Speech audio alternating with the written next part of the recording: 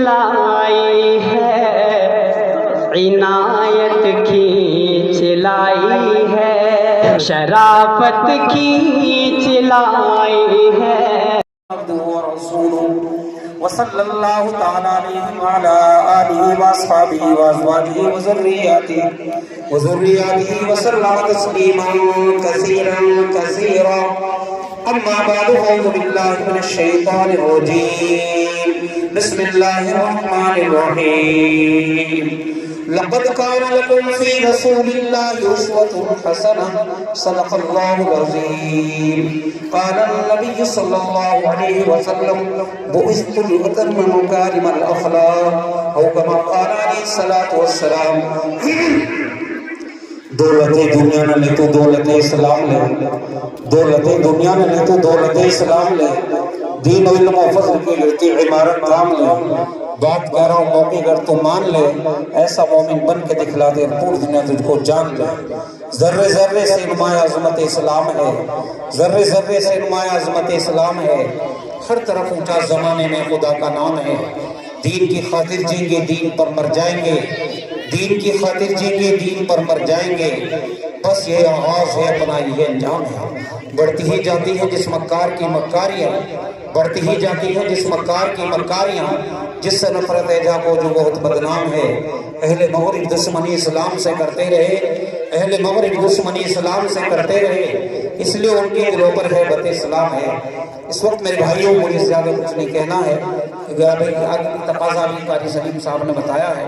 रात तकरीबन 3 बजे हम लोग जलसे से आए, बहरोड़ा शामली, ये जलसों का ज़माना चल रहा है। 2 महीने ऐसे हो जाते हैं, फिर रमज़ान आ गए, मदरसे का भी काम है, जलसों का भी काम है। बहरहाल बात हो, हमारा अपना गांव है। अगर तो यहाँ कल को बुलाए तो हम कल को भी हाजिर हो जाएंगे। जितने इलाके के गाँव वाले सब अपने हैं, सब लोग अपने, एक एक चेहरे को जानता है कौन से दिन से गाँव का यहाँ पर बैठा है। तो बहरहाल अल्लाह ताला आप हज़रात की आमद को कबूल फरमाए। हमारे क़ारी मोहम्मद आबिद साहब इस मदरसे के बानियों में भी है और कई साल हमारे साथ भी रहे, कैदी के अंदर 5-6 साल। फिर इन्होंने आकर ये मदरसा कायम फरमाया। पहली ही तबलीग की रखी है, पहली दूसरी हज़रत मौलाना मुफ्ती अबुल कासिम साहब बनारसी मोहतरम दारुल देवबंद, इन हज़रात ने इस मदरसे का इफ्तिताह किया। इतनी अजीम शख्सियत, आलम इस्लाम की अजीम शख्सियत हज़रत मौलाना मुफ्ती अबुल कासिम बनारसी मोहतरम दारुल देवबंद, उनकी बुनियाद रखी इस इदारे की। एक ईंट हज़रत ने रखी, एक ईंट मैंने रखी। आज अल्हम्दुलिल्लाह ये इदारा आपको जंगल में बेहतरीन अच्छे अंदाज में खुशनुमा नजर आ रहा है। उलमाए किराम यहाँ पर मौजूद हैं, हमारे अभी अबुल कलाम कलीम साहब और इसी तरीके से मुफ्ती मोहम्मद यामीन साहब अपनी बस्ती के रहने वाले सभी लोग जलसे में तशरीफ फरमा हैं। अल्लाह सबकी आमद को कबूल फरमाए। गैर मुस्लिम भाई बहुत से मुझसे ताल्लुक रखते हैं, जाट बिरादरी के लोग, गुजर बिरादरी के लोग कैनी मदरसे में आते हैं, कोई तावीज़ के लिए, कोई दुआ के लिए, कोई किसी काम के लिए बहुत उल्फत मोहब्बत रखते हैं। वो कहते हैं जी हमारी बिरादरी के अंदर इस वक्त मीटिंगें हो रही हैं, मशवरे हो रहे हैं कि ब्याह शादियों में कम खर्च करो, अपने पैसों को बच्चों की तालीम पे, सेहत पे लगाओ। ब्याह शादी के लिए उनके लिए भी मशवरे हो रहे हैं और हमारे यहाँ तो इसकी कोई गुंजाइश नहीं है। कुरान और हदीस आपके सामने है। अभी ये अशार भी पढ़े गए हैं, माशरा बिगाड़ की तरफ जा रहा है। मीटिंग हुई कि भाई पढ़ाई नहीं करनी, उसके अंदर शादी के अंदर एक पढ़ाई से काम थोड़ी काम चलेगा, क्या एक पढ़ाई से काम चल जाएगा? ये जो सगाई हो रही है, चिट्ठी पढ़ी जा रही है, भाग दिया जा रहा है, बारात जा रही है, इसकी तरफ हमें तवज्जो क्यों नहीं है? हदीस में आया है मन तशब्बह बिक़ौमिन फहुवा मिनहुम। अल्लाह के नबी ने फरमाया कि जिस कौम के मुशाबहत इख्तियार करेगा उसका हश्र उसी के साथ होगा। आज हमारे अंदर जो बिगाड़ पैदा हो रहा है, कुरान और हदीस को छोड़कर हम चल रहे हैं, इसी वजह से अपनी मनमानी कर रहे हैं। और इसकी खास वजह क्या है? आज हमारे घरों के अंदर हमारी बात नहीं चलती, न घर के मुखिया की चलती है, न घर के नौजवान बच्चे की चलती है। आज हमारे घरों के अंदर जो बात चल रही है वो हमारी माँ बहनों की चल रही है। सारा शादी का निजाम वही बना रही है, लेकिन शुरू से आखिर तक पूरा निजाम वो बच्ची बना रही है। जो दूसरे घर में जा रही है वो माँ बना रही है, जो बच्ची की वालदा है या बेटे की वालदा है। पूरा निजाम ऐसे बन रहा है कि आज हमारा माशरा बिगाड़ की तरफ चल रहा है। बेपर्दे की शादियों में हो रही है, वीडियो बन रही है, सास ससुर की बन रही है, समधन समधी की बन रही है। क्या तरीका है मेरे भाइयों? औरत के माना तो पर्दे के हैं। एक औरत मेरे मोहतरम बुजुर्गों और दोस्तों हजरत थानवी के पास पहुंची, कहा کہ حضرت میرے گھر میں برکت نہیں ہوتی، تو تھانوی نے فرمایا اما جان تمہارے دائیں پردہ ہے، کہ جی ہاں۔ اما جان تمہارے بائیں پردہ ہے، کہ جی ہاں۔ اما جان تمہارے سامنے والے گھر میں پردہ ہے، کہ جی نہیں۔ اس گھر کی نحوست سے 40 گھروں کی برکت اٹھا لی گئی۔ بتائیے عورت کے معنی پردے کے۔ آج میں دیکھ رہا ہوں کتنی سردی تھی ابھی جنوری کے زمانے میں، ایک دو جگہ نکاح پڑھانے کا موقع ملا، گیا کئی کیسے سے میں واپس بھی آ گیا دیکھ کر بے انتہا اسٹیج کے اوپر لڑکیاں بیٹھی ہیں۔ بتائیے کیا علماء کرام میں نکاح پڑھائیں گے؟ کیا جائیں گے؟ مجبور کرتے ہیں ہم لوگوں کو لوکا کر ہماری بچی کا نکاح پڑھانا ہے۔ ارے جلسوں میں نکاح ہو جائے، مسجد میں نکاح ہو جائے، مسجد کا نکاح کتنا اچھا ہے۔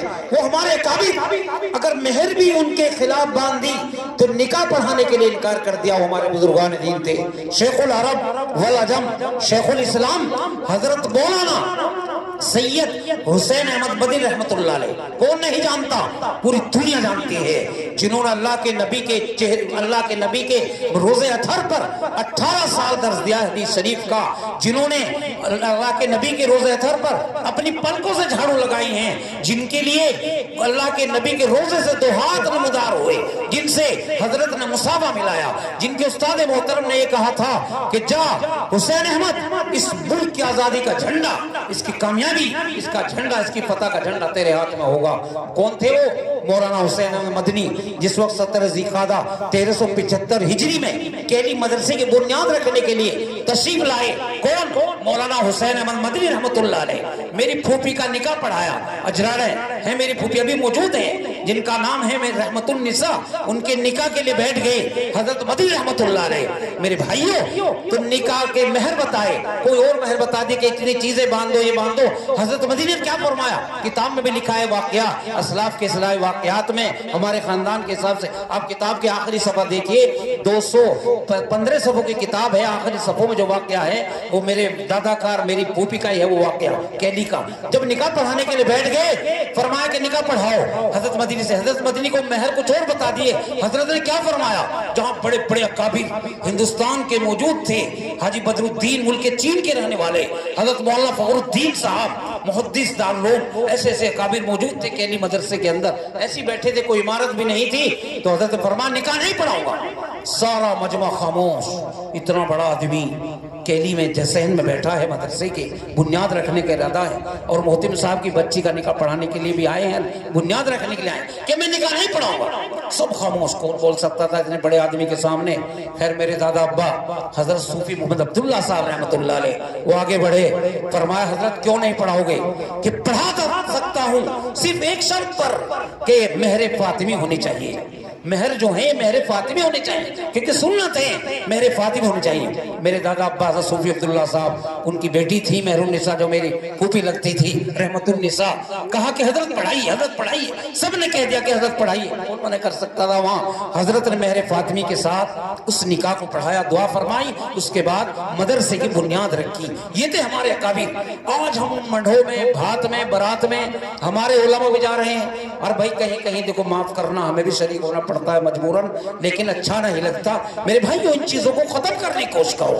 آج ہم اپنے خون بیچ رہے ہیں، زمین فروخت کر رہے ہیں، مکان بیچ رہے ہیں، پھر شادیاں کر رہے ہیں، پھر سر پکڑ کر روتے ہیں۔ میں بھی نام نہیں مناسب سمجھتا، ایک بڑے عظیم آدمی ہیں، رہنے والے بجنور کے ہیں، اکبر آباد کے، بس زیادہ نام نہیں لیتا، بڑے ذمہ دار آدمی، نکاح کی دعوت دینے کے لیے آئے، اور کہاں رہتے وہ سعودی عرب، اور نوجوان لڑکا، بڑی شاندار شادی کی، بہت شاندار، بے حساب خرچ کیا، کئی ہزار لوگوں کو دعوت کی، اور آج 1-1 روپے سے پریشان ہو چکے۔ آج صبح فون آیا کہ بہت پریشان ہوں، چاروں طرف سے قرضہ ہو گیا ہے، تو بیاہ شادی میں میرے بھائیو تھوڑا سا کم خرچ کرنے کی کوشش کرو، اس پر دھیان دو۔ یہ تقریر ایسی نہیں ہم کہہ کر چلے گئے اور بس تم نے کہہ دیا اس نے بہت اچھی تقریر کری، اس نے بہت اچھی کری، لچھے دار اس نے کری۔ بھائی یہ تقریر نہیں، بلکہ 2-4 باتوں پر عمل کر لیا کرو، بڑا فائدہ ہوگا۔ میں نے ایک آیت پڑھی جس میں اللہ تبارک و تعالیٰ نے کلام پاک کے اندر فرمایا لقد کان لکم فی رسول اللہ اسوۃ حسنہ، ہم نے تمہارے نبی کو تمہارے لیے نمونہ بنا کر بھیجا، ایک آئیڈیل بنا کر بھیجا۔ نبی کریم صلی اللہ علیہ وسلم کے اس دنیا فانی کے اندر تشریف لانے سے پہلے کوئی اینٹ کا پجاری، کوئی پتھر کا پجاری، کوئی برگد کا پجاری، کوئی سمندر کا پجاری، کوئی پہاڑ کا پجاری، کوئی ستاروں کا پجاری، کوئی سورج کا پجاری، کوئی منگل کا پجاری، کوئی بندر کا پجاری، کوئی کیلے کا پجاری، کوئی سانپ کا پجاری، نہ جانے کائے کائے کی پوجا ہوا کرتی تھی۔ نبی کریم صلی اللہ علیہ وسلم اس دنیا فانی کے اندر تشریف لائے ربیع الاول یوم دوشنبہ 12 اپریل مطابق گمجیٹ کو اللہ کے نبی اس دنیا میں تشریف لائے۔ حق آ گیا، باطل مٹ گیا۔ نبوت مل جانے کے بعد 13 سال تک مکہ معظمہ میں اسلام کی تعلیم و تبلیغ میں مصروف رہے، لیکن جس وقت مکے کے باشندوں نے ہجرت کرنے پر مجبور کر دیا تو جناب نبی کریم صلی اللہ علیہ وسلم، آپ بھی کہہ لے کر صلی اللہ علیہ وسلم مدینہ طیبہ تشریف لے گئے۔ آپ مکے کے اندر ہیں، مکے کے عمرہ نے اعلان لگایا نعوذ باللہ جو محمد کی گردن اتار کر لا دے، ابو بکر کی گردن اتار کر لا دے، ہم اس کو سعود انعام کے طور پر دیں گے۔ ایک دشمن اسلام آپ کے چکر میں لگ گیا، اپنی مجلس میں بیٹھا ہے، کہا جہاں بھی محمد کا پتہ چلے مجھ کو اطلاع کر دینا، مجھ کو بتا دینا۔ اپنی مجلس میں بیٹھا ہے، ایک شخص آیا، کہا تمہارے مکان کے قریب سے محمد جا رہے ہیں، اللہ کے نبی تشریف لے جا رہے ہیں۔ بڑی تیزی کے ساتھ اٹھ کر اپنے گھر پر پہنچا اور اپنے باندی سے کہا جاؤ میرے گھوڑوں کو تیار کرو، میری تلوار اٹھا کر لاؤ۔ وہ دشمن اسلام بڑی تیزی کے ساتھ دوڑ رہا ہے، بھاگ رہا ہے۔ ابو بکر صدیق نے فرمایا اللہ کے نبی دشمنان اسلام آ رہے ہیں، ہم کو پکڑ لیں گے، ہم کو گھیر لیں گے، اب کیا کیا جائے؟ اللہ کے نبی نے وہی بات کہی جو 5000 فٹ کی اونچائی پر کہی تھی، جس کا کلام پاک میں ذکر آیا ہے اذ ہما فی الغار۔ اللہ کے نبی اس دین کی شاخ کے لیے، اس دین کو بچانے کے لیے، اس دین کو پھیلانے کے لیے اللہ کے نبی نے 5000 فٹ کی اونچائی کا سفر فرمایا۔ ابوبکر صدیق کے گھر تشریف لے گئے، کہا میں تنہائی چاہتا ہوں، میں اکیلا پن چاہتا ہوں۔ ابوبکر صدیق کی صاحبزادی حضرت اسماء رضی اللہ تعالیٰ عنہ، یہ بڑی تاریخی بات بتا رہا ہوں، کتاب کی بات، یہ سیرت کی تقریر ہے۔ حضرت اسماء رضی اللہ تعالیٰ عنہ میرے بھائیوں اپنا دوپٹہ اتارا، 2 ٹکڑے کیے، ایک اپنے سر پر اوڑھ لیا، ایک نبی کریم صلی اللہ علیہ وسلم کی خدمت اقدس میں پیش کر دیا۔ یہ زاد راہ سامان سفر ہے، اس کے اندر رکھ لینا۔ حضرت بکر صدیق کے ساتھ اس غار ثور میں پہنچے، 1 دن نہیں، 2 دن نہیں، 3 روز کا قیام فرمایا۔ آپ تشریف لے گئے، حضرت بکر صدیق نے اس کو صاف کیا، اور صاف کرنے کے بعد اپنا کرتا اتارا، جو اس میں سوراخ تھے اس میں ٹکڑے ٹکڑے کر کے لگا دیے تاکہ کوئی جانور کوئی تکلیف دینے والی چیز سے نہ نکل جائے۔ اللہ کے نبی تھک گئے تھے، آپ آرام فرما گئے، سو گئے، آپ کو نیند آ گئی، آپ کی ران کے اوپر سر رکھ کر آرام فرما رہے تھے، سو رہے تھے۔ آپ نے دیکھا ایک سانپ منہ نکالے بیٹھا ہے، لپ لپ کر رہا ہے، زبان نکال رہا ہے۔ کس نے؟ ابو بکر صدیق نے۔ آپ نے اس کے اوپر پیر لگایا، اس سانپ نے آپ کے پیر کے اندر کاٹا، پھر کاٹا، جب برداشت سے باہر ہو گئی آپ رونے لگے، آپ کی آنکھوں سے آنسو نکلنے لگے۔ جو نبی کریم صلی اللہ علیہ، آپ بھی کہہ لے کرو صلی اللہ علیہ وسلم، یہ زبان دکھتی ہے، فَأَكْثِرُ عَلَيَّ مِنَ الصَّلَاةِ فِيهِ فَإِنَّ صَلَاتَكُمْ مَعْرُوضٌ عَلَيَّ۔ تم لوگ مجھ پر درود کی کثرت کرو، تمہارا درود مجھ پر پیش کیا جاتا ہے۔ اللہ کے نبی نے فرمایا کہ میرے بھائیو آپ کی آنکھوں سے آنسو نکلنے لگے، آپ رونے لگے۔ جو نبی کریم صلی اللہ علیہ وسلم کے چہرے انور پر گرے، اللہ کے نبی نیند سے بیدار ہوئے۔ آپ نے کہا ابو بکر تمہیں کیا ہو گیا؟ تم کیوں رو رہے ہو؟ کیوں گھبرا رہے ہو؟ کس چیز نے ستایا ہے؟ آپ نے فرمایا اس کے اندر ایک سانپ منہ نکالے بیٹھا ہوا تھا، جبکہ حکم یہ ہے وہ قتل الموذی قبل الیذا، ہر تکلیف دینے والے جانور کو اس کے تکلیف دینے سے پہلے اس کو قتل کر دو، ختم کر دو۔ میں نے ایسا یہاں پر نہیں کیا، آپ تھکے ہوئے تھے، آپ آرام فرما رہے تھے، میں نے پیر لگایا، یہ پیر کے اندر تکلیف پہنچاتا ہے، کاٹتا ہے۔ اللہ کے نبی نے حکم دیا ابو بکر پیر ہٹا لیجیے۔ آپ نے پیر ہٹایا، اللہ نے اس کے اس سانپ کو زبان دی اور اس نے کہا قسم خدا کی میں آقا نامدار تاجدار مدینہ جناب محمد الرسول اللہ صلی اللہ علیہ وسلم کی زیارت کے لیے، آپ کے دیدار کے لیے، آپ کو دیکھنے کے لیے 600 سال سے یہاں بیٹھا ہوں، آپ نے پیر لگا لیا۔ یہ تھے ہمارے نبی، ایک سانپ کاٹنے والا کاٹتے آدمی مر جائے اور بھگا بھگا پھرے پھر بھی جلدی سے علاج نہ ہو، اور وہ اللہ کے نبی کی زیارت کے لیے، آپ کے دیدار کے لیے وہاں پر بیٹھا ہے اتنی اونچائی پر۔ تو میرے بھائیو اللہ کے نبی نے وہیں پر یہ بات کہی ابو بکر घबराने की जरूरत नहीं है, अल्लाह की मदद हमारे साथ है। वो बादलों की सरजमीन नहीं, वो फलौदे की सरजमीन नहीं, वो गड़ीना सरोदे की सरजमीन नहीं, वो कैली कब्सार की सरजमीन नहीं, जो यहाँ के लोहे से भी सख्त है। अरब की वो सरजमीन जो हाजी लोग हज के लिए गए हैं और सब लोगों ने देखा है, ये बच्चे खामोश हो जाओ, सबने देखा है, वहां पर अल्लाह के नबी ने उस पहाड़ के नीचे खड़े होकर दुआ फरमाई।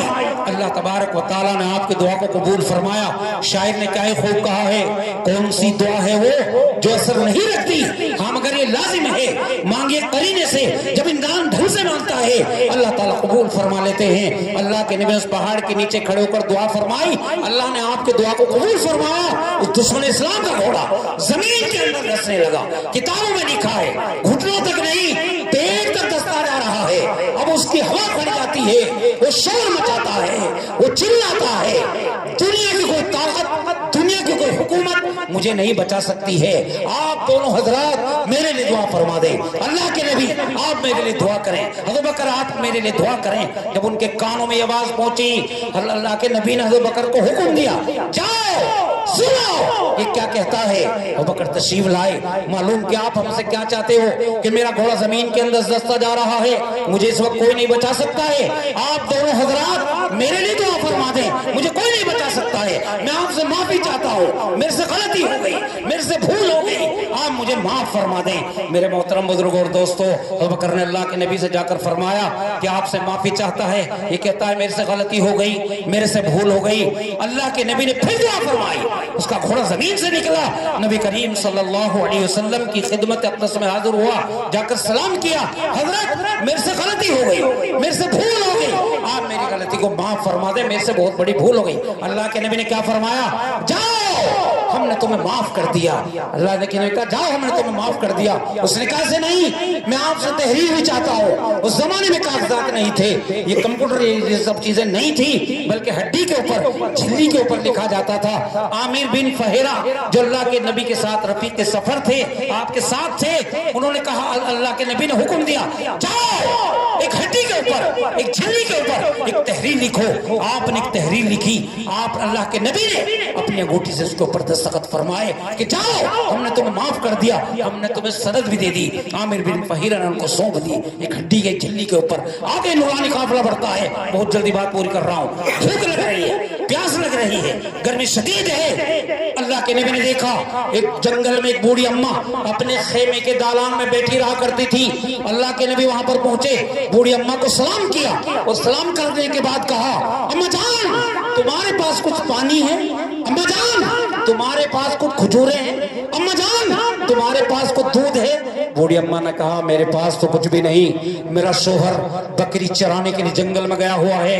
अल्लाह के नबी ने देखा उम्मे माबद के खेमे के कोने के ऊपर एक सूखी बकरी खड़ी है। अल्लाह के नबी ने फरमाया कि अम्मा जान ये बकरी दूध देती है कि नहीं देती। अम्मा अल्लाह के नबी ने फरमाया, अम्मा जान थोड़ा बहुत दूध देती है कि चारा पानी न मिलने की वजह से इतनी पतली दुबली सूखी लागर हो चुकी है, इसके नीचे दूध नहीं है। अल्लाह के नबी ने फरमाया कि अम्मा जान आप मुझको इसका दूध धोने की, दूध निकालने की इजाजत दोगी?